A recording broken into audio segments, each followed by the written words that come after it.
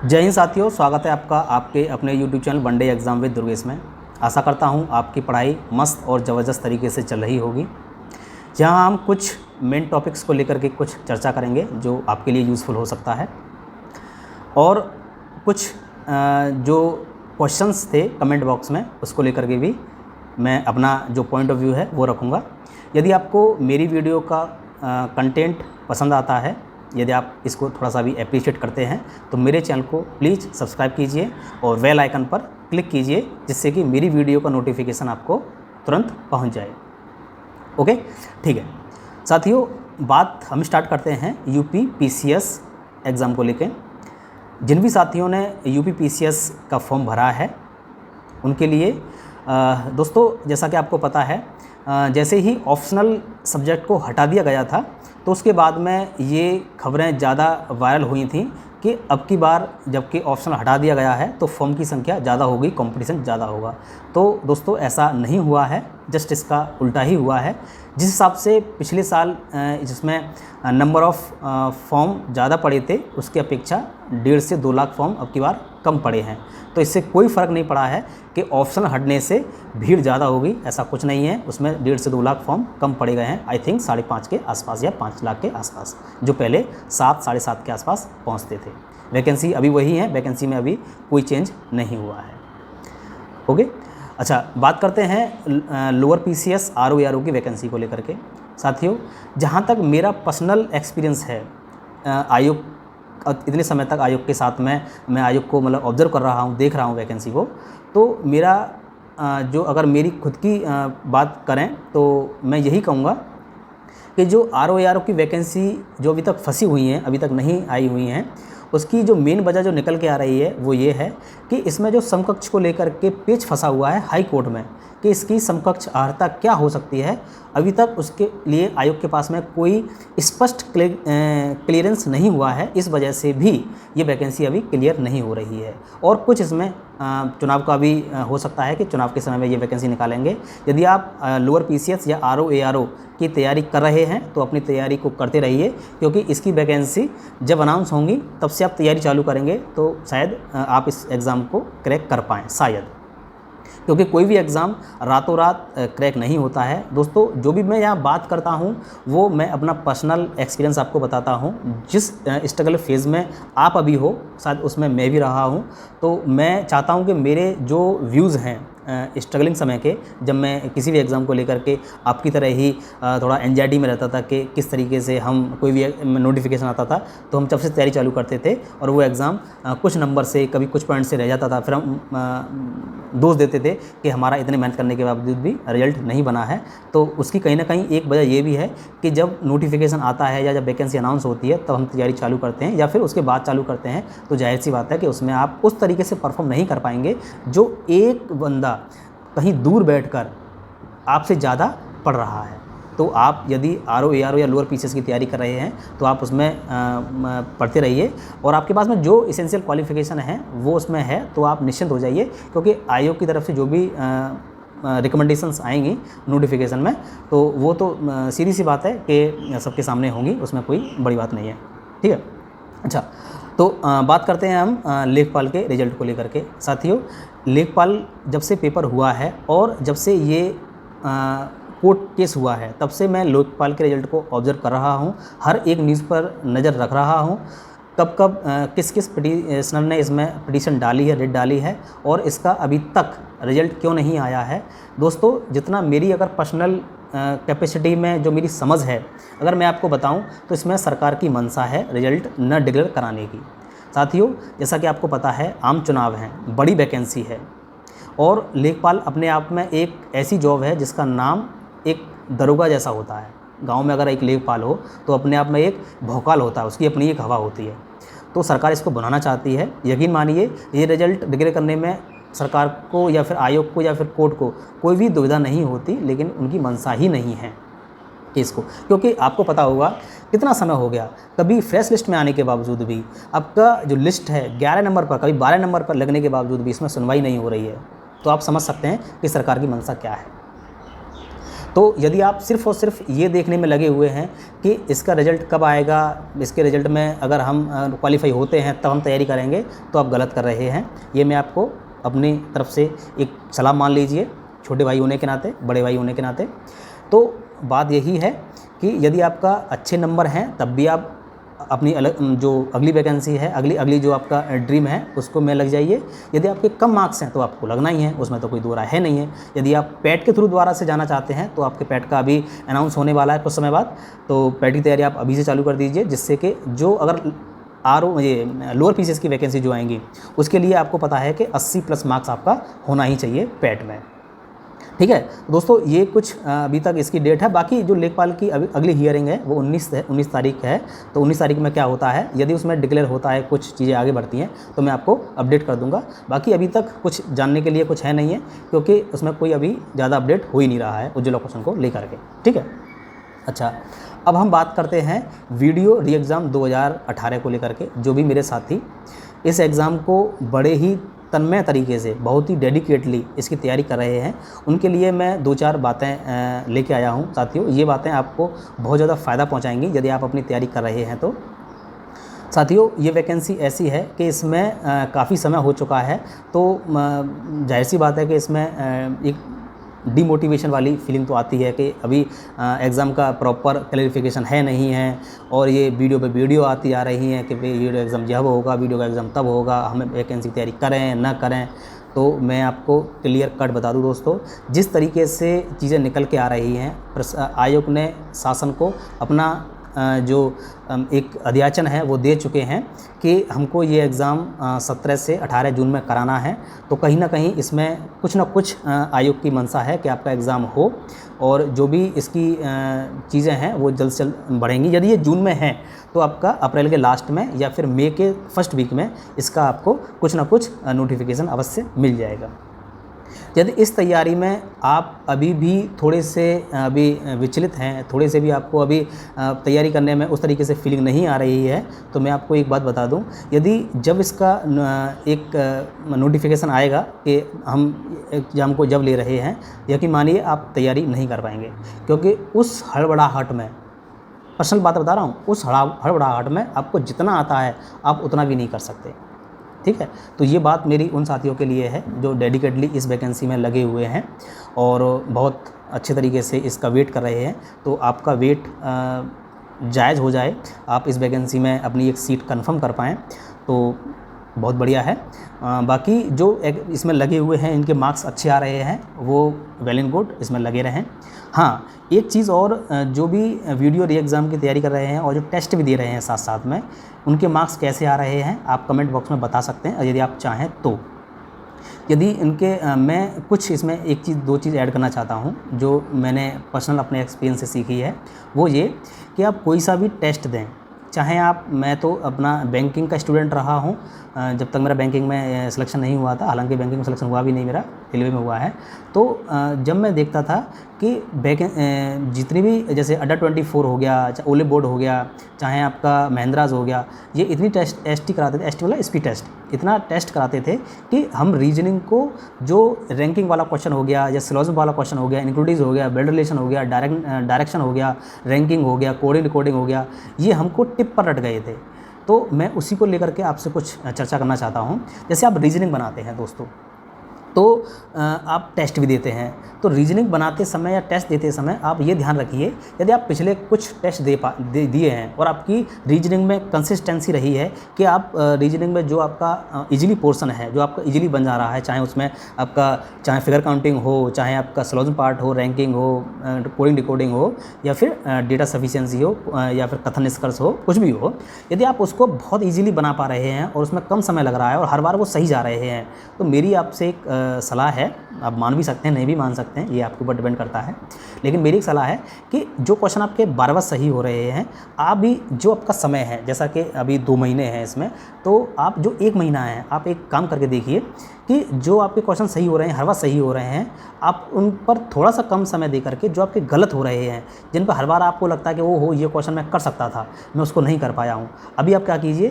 जैसे सिलोजिज्म आ रहा है छोड़ दीजिए, इंक्लूडिंग आ रहा है छोड़ दीजिए, ऑर्डर रैंकिंग आ रहा है, अगर आप उसे ईजिली कर पा रहे हैं तो छोड़ दीजिए, ऑड ऑड ऑड वन जो आता है, इसमें से कौन सा ऑड है, उसे अगर आप बहुत इजीली हो पा रहा तो उसे छोड़ दीजिए। आप देख पाएंगे कि जो आपके पास नहीं हो पा रहे थे क्वेश्चन, आप उसमें फोकस कीजिए अगले 15 से 20 दिन तक। आप देखेंगे कि जो क्वेश्चन आपको नहीं हो पा रहे थे वो गलत हो रहे होंगे, तो वो सही होना चालू हो जाएंगे। ये मैं आपको खुद अपना एक्सपीरियंस बता रहा हूँ, क्योंकि हम जो क्वेश्चन आते जा रहे हैं उनको तो हम करते जा रहे हैं, उनमें तो कोई दिक्कत नहीं है।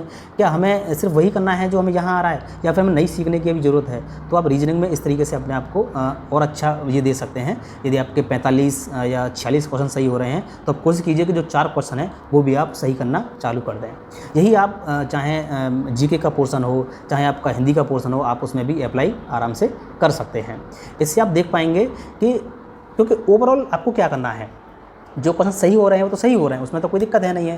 जो नहीं सही हो रहे हैं आप उसमें अभी अपना फोकस डाल दीजिए। लेकिन जैसे ही इसका नोटिफिकेशन आ जाएगा, जैसे ही इसका पेपर की डेट अनाउंस हो जाएगी आयोग की तरफ से, फिर आप प्रॉपर तरीके से 1 से लेकर के जो भी आपका पूरा क्वेश्चन है 100 तक, आप उसमें अपना 100% जो 150 क्वेश्चन है आप उसमें पूरा का पूरा क्वेश्चन अटैम्प्ट कीजिए। लास्ट जो 1 महीना बचेगा फिर आप उसमें कोई क्वेश्चन नहीं छोड़ना है। लेकिन अभी का जो समय है वो ऐसा है कि आपको जो आता है उसे मतलब स्किप भी कर सकते हैं, और जो नहीं आता है आप उस पर अपना फोकस पूरे से दे सकते हैं। आई होप मैं आपको जो समझाना चाह रहा हूँ वो आप समझ पा रहे होंगे। और हाँ, एक चीज़ और मैं आपको बता दूँ, जैसे हिंदी हुआ, हिंदी में मैं देख रहा हूँ कि कई मेरे पास कमेंट आ रहे हैं कि सर हमने हिंदी में चाहे विलोम हो, चाहे आपका जो वन वर्ड सब्स्टिट्यूशन हो, चाहे तत्सम हो, तद्भव हो, ये क्वेश्चन ऐसे हैं हम इनको पढ़ लेते हैं, किताब में पढ़ते समय याद भी हो जाते हैं। लेकिन जब हम टेस्ट लगाते हैं तो जैसे एक शब्द का ही अगर 4 शब्द बना करके थोड़ी सी मात्राओं की गलती करके वो दे देता है, जैसे हल्दी का हरिद्रा कर दिया तो हरिद्रा में उसने बड़ी की मात्रा लगा दिया या कभी छोटी की मात्रा लगा दिया, तो हम इसमें कन्फ्यूज हो जाते हैं। तो मैं आपको बता दूं, इसका एक सबसे बेस्ट सॉल्यूशन ये है कि आप जितने भी अशुद्ध वर्ड पढ़ रहे हैं या शुद्ध वर्ड पढ़ रहे हैं उनको कोशिश कीजिए कि आप उनको अपने हैंड राइटिंग में लिखिए। क्योंकि हिंदी में मैंने देखा है, मैंने जितने भी इंटरव्यू सुने हैं या जितने भी आरओ के पद पे गए हैं या समीक्षा अधिकारी के पद पे गए हैं या लोअर पीसीएस का एग्ज़ाम जिन्होंने निकाला है, जिनका भी चाहे वो पीसीएस का ही एग्ज़ाम क्यों ना हो, तो लिखने पे ज़्यादा जोर दिया गया है।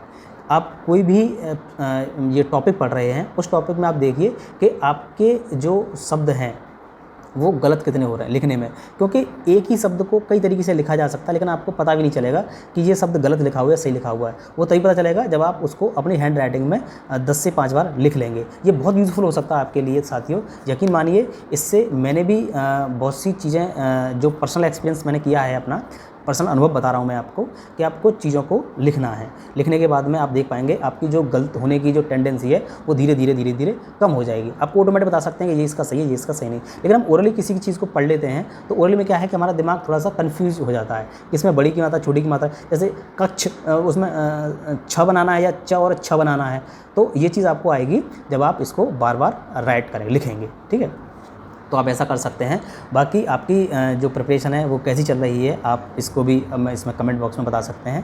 आपके मार्क्स मैंने पहले बता दिया है, यदि आपके मार्क्स 105, 106 या 110 के आसपास आप क्वेश्चन अटैम्प्ट कर पा रहे हैं नेगेटिव काट करके, तो बहुत अच्छा है, वेल एंड गुड, आप बस सही ट्रैक पर हैं। आप इसको थोड़ा सा धीरे बढ़ाइए। लेकिन यदि आपके बिलो 100 आ रहे हैं या बिलो 95 आ रहे हैं तो आपको थोड़ा सा इसमें अपने आप को पुश करने की ज़रूरत है। क्योंकि मैंने एक चीज़ ऑब्जर्व की है, आप किसी भी जॉब को लेकर के पैशनेट हैं कि मुझे ये जॉब चाहिए, और आपको लगता है कि मेरी जो दिनचर्या है उससे मैं सेटिस्फाई नहीं हूँ, तो आप यकीन मानिए आप इस वैकेंसी से बहुत दूर जा रहे हैं। वो कैसे, मैं आपको थोड़ा सा एग्जांपल देके बताता हूँ। ये मैं खुद का पर्सनल एक्सपीरियंस बता रहा हूँ, मैं किसी का ये नहीं है कि मैं बनी बनाई बातें बता रहा हूँ आपको। सुबह उठते समय आपने देखा होगा कि जो भी कैंडिडेट, जो भी एस्पायरेंट सुबह उनको ये कह के नहीं उठाया जाता है कि तुम्हें पढ़ना है, बल्कि उनका ऑटोमेटिक ये करता है कि नहीं मुझे जल्दी से उठना है और मुझे अपना ये रिवीजन मारना है। यकीन मानिए कि आपकी ये अच्छी निशानी है। और अगर आप सो रहे हैं, सोने जा रहे हैं और आपके मन में आ रहा है कि आज का दिन मेरा ख़राब हो गया, मुझे बड़ी पिलानी हो रही है, और ये दिनों दिन होता जा रहा है, रात दिन होता जा रहा है, तो आप यकीन मानिए आप इस एग्ज़ाम से उतना ही दूर जा रहे हैं। रात को सोते समय आपको लगना चाहिए कि नहीं, आज का दिन मेरा एकदम मस्त तरीके से गया है, आज का दिन मेरा बहुत मैंने स्टडी किया है, आज के दिन से मैं बहुत ज़्यादा अपने आप को एनालाइज कर रहा हूँ। तो अब यकीन मानिए कि आप यदि सोते समय जब सोने जा रहे हैं तो आप अपने आप को इस फीलिंग के साथ सो रहे हैं कि नहीं, आज मैंने जितना मुझे पढ़ना था वो मैंने पढ़ा है और नेक्स्ट टारगेट मेरा अगले दिन का है, तो आप इस वैकेंसी को कभी छोड़ ही नहीं सकते। आपका इसमें निश्चित सिलेक्शन होगा, ये मैं लिख के दे देता हूँ। यदि आपको ये डिप्रेशन है, ये एंजाइटी है कि नहीं आज मैं थोड़ा और पढ़ सकता था, नहीं आज मैं थोड़ा और पढ़ सकता था, तो आप समझिए कि आपकी पढ़ाई अधूरी है। ये एक सिंपल एक मोटिवेशन की लाइन समझ सकते हैं कि अगर आपको लगता है कि आज मैंने अच्छा पढ़ा है तो अपने आप को आप पुरस्कृत भी कर सकते हैं, यानी कि अपने आप को गिफ्ट भी दे सकते हैं कि आज मैंने ये इतना अच्छा पढ़ लिया है तो आज मैं अपने आप को एक चॉकलेट देता हूँ या चॉकलेट देती हूँ, या कुछ भी कहीं घूमने निकल जाता हूँ। तो ये मैं खुद अपनी चीज़ बता रहा हूँ कि कोई भी सब्जेक्ट, जैसे आपने पॉलिटी पढ़ा, पॉलिटी में आपने अच्छे से कर लिया और आपका पॉलिटी तैयार हो गया, तो बस आप अपने आप को थोड़ा सा मोटिवेट कीजिए कि नहीं आज मैंने जो अपने आप को टास्क दिया था वो टास्क मैंने कंप्लीट कर लिया है। तो देखिए छोटी छोटी चीज़ें हैं जो आपको एक किसी भी एग्ज़ाम को क्रैक करने में सहायक हो सकती हैं। जैसे मैं आपको एक चीज़ और बता दूँ कि आप जो भी लोग ये बनाते हैं टाइम टेबल बनाते हैं, तो टाइम टेबल कभी आप लंबे समय का टाइम टेबल मत बनाइए कि हमने 2 महीने का टाइम टेबल बना दिया, 1 महीने का टाइम टेबल बना दिया। टाइम टेबल की एक खास बात है जो मैं फॉलो करता हूँ, मैं आपको वही बता रहा हूँ। चाहे आप किसी भी एग्ज़ाम की तैयारी कर रहे हो, चाहे आप आरआरबी की तैयारी कर रहे हो, चाहे आप लोअर पीसी तैयारी कर रहे हो, चाहे वीडियो री एग्ज़ाम की तैयारी कर रहे हो, आप किसी की भी तैयारी कर रहे हो, टाइम टेबल आप रात को बनाइए कि मुझे कल क्या करना है। बस आपको सिर्फ एक दिन पहले का ही टाइम टेबल बनाना है, उस दिन का भी नहीं बनाना कि आज मैं सुबह बैठा हूँ तो आज मुझे दिन में क्या करना, नहीं। क्योंकि आप जब रात को सो रहे हैं तो मुझे कल क्या पढ़ना है, कल मुझे क्या टेस्ट देना है, कल मुझे कितने सब्जेक्ट पढ़ने हैं और कितना मुझे रिवीजन करना है, कितना मुझे नोट्स बनाने हैं, आप रात में बना के रख दीजिए। वो आपको अगले दिन फॉलो करने हैं और आप अपने शाम को एनालाइज़ कीजिए कि मैंने इसमें कितना पढ़ लिया है। यकीन मानिए जो भी न्यू कैंडिडेट हैं, जो इस कंपटीशन के फील्ड में नए आने वाले हैं, मेरी उनके लिए सलाह है। बाकी आप जो इसमें मज़े हुए कलाकार हैं जिन्होंने कई एग्ज़ाम निकाले हैं, तो उनसे तो मैं खुद सीखना चाहूँगा। और जो मेरे नए साथी हैं, क्योंकि मैंने इस फील्ड में काफ़ी समय दिया है, तो कई सारी चीज़ें मैं जानता हूँ कि मैं एक जो एस्पायरेंट होता है उसके मन में क्या क्या चीज़ें चलती रहती हैं। कई सारे डिस्ट्रैक्शन होते हैं, चाहे वो शादी का डिस्ट्रैक्शन हो, चाहे किसी के यहाँ जाना हो, चाहे आपका रील्स का डिस्ट्रैक्शन हो कि आप रील्स पे रील्स देखे जा रहे हैं। आपने कहा कि नहीं थोड़ा सा मुझे इंटरटेन होना है, लेकिन इंटरटेन के चक्कर में आपने 2-3 घंटे निकाल दिए और आप देखे तो मेरा 2-3 घंटे का समय ख़राब हो गया। तो आप देख पाएंगे कि यदि आप इन चीज़ों से हट करके अपने आप को फोकस कर पा रहे हैं किसी भी एग्ज़ाम में जो आपकी तैयारी है, तो आप निश्चिंत मानिए कि विदिन 6 महीने साल भर में आपका कहीं ना कहीं सिलेक्शन हो जाएगा। ये मेरी एक सलाह है, अगर आप मुझे बड़ा भाई मानते हैं तो। जो भी कैंडिडेट नए एग्ज़ाम में एंटर कर रहे हैं, जिनका ग्रेजुएशन या फिर 12th कंप्लीट हुआ है, जो पैट की तैयारी कर रहे हैं, उनके लिए है। तो आप इसे अदरवाइज़ मत लीजिए कि नहीं हमको यहाँ बैठ कर के मोटिवेट हमको ये लेक्चर दे रहा है। लेक्चर नहीं है साथियों, ये क्योंकि मेरा मैं मानता हूँ कि जो भी कैंडिडेट अपना लक्ष्य जिसमें जाना चाहता है, अगर वो चला जाता है तो उसको समाज को देने के लिए उसके पास क्या होता है, या तो वो पैसे से सेवा कर सकता है या फिर किसी को थोड़ी अपना जो पर्सनल एक्सपीरियंस है वो बता सकता है। तो इसलिए मैंने अपना यूट्यूब चैनल बनाया है कि जो मेरे पर्सनल व्यूज़ हैं मैं आपको वो देता रहा हूँ बिना किसी लाग लपेट के। मैं कोई इसमें आपको कुछ एक्स्ट्रा चीज़ें नहीं बता रहा हूँ, जो मैंने पर्सनल एक्सपीरियंस किया है वही मैं आपको बता रहा हूँ। यदि आपको थोड़ा सा भी इन मेरे जो बताए हुए बात हैं थोड़ा सा ही फ़ायदा होता है तो आप कमेंट बॉक्स में बता सकते हैं। हाँ, पढ़ाई को अपने को एंजॉय के साथ में कीजिए, लेकिन जो आपने रात को अपना टारगेट दिया है उस टारगेट को आपको रात को जब नेक्स्ट रात को आप सोने जाएं उससे पहले आपका टारगेट वो पूरा हो जाना चाहिए। आपको कोई भी मोटिवेशन की जरूरत नहीं पड़ेगी। निश्चित मानिए आपका साल भर के अंदर या फिर 6 महीने 8 महीने के अंदर जो भी एग्ज़ाम होगा आपका सिलेक्शन उसमें निश्चिंत होगा। तो ये मेरा पर्सनल एक्सपीरियंस है जो मैंने आपके साथ में बताया है। जो इतनी चीज़ें मैंने इसमें टॉपिक में आज बताने के लिए लिखी हुई थी वो शायद मैंने इसमें बता दी है। बाकी जीके वीके के लिए तो ये है कि मैं जीके के लिए बहुत कुछ बताना चाहता था, लेकिन वीडियो बहुत बड़ा हो जाएगा, इसलिए हम वीडियो इतना ही रखते हैं। बाकी आपके जो भी कमेंट होंगे, जो भी आपके संशय होंगे, आप कमेंट बॉक्स में लिख दीजिए। मैं कोशिश करूँगा कि आपके जो भी डाउट हों वहीं आपको कमेंट बॉक्स में उसका जवाब दे दूँ। बाकी मैंने बुक लिस्ट आपको बताई दी है, उसी बुक को स्टैंडर्ड बुक, स्टैंडर्ड टीचर और स्मार्ट तरीके से आप तैयारी कीजिए। निश्चिंत आपका सिलेक्शन होगा, निश्चिंत सिलेक्शन होगा। आपको ज़्यादा भटकने की ज़रूरत नहीं है। अपना फ़ोन से दूरी बनाए रखिए, जब आपको ज़रूरत हो तभी आप फ़ोन का यूज़ कीजिए, अदरवाइज़ आप किताबें फॉलो कीजिए। उसके बाद में रिवीजन, उसके बाद में नोट्स, फिर उसके बाद में टेस्ट। रिवीजन ज़्यादा, और क्योंकि समय बहुत कम है, 60 दिन का समय है, ज़्यादा समय बचा भी नहीं है, तो इस समय को बहुत ज़्यादा आपको यूटिलाइज़ करना है क्योंकि एग्ज़ाम बहुत जल्द आपका होने वाला है। जहाँ तक मुझे ये चीज़ पता चल रही है उस हिसाब से मैं आपको ये बातें डिलीवर कर रहा हूँ। फिर भी आपका कोई डाउट है तो आप कमेंट बॉक्स में लिख सकते हैं। तब तक के लिए जय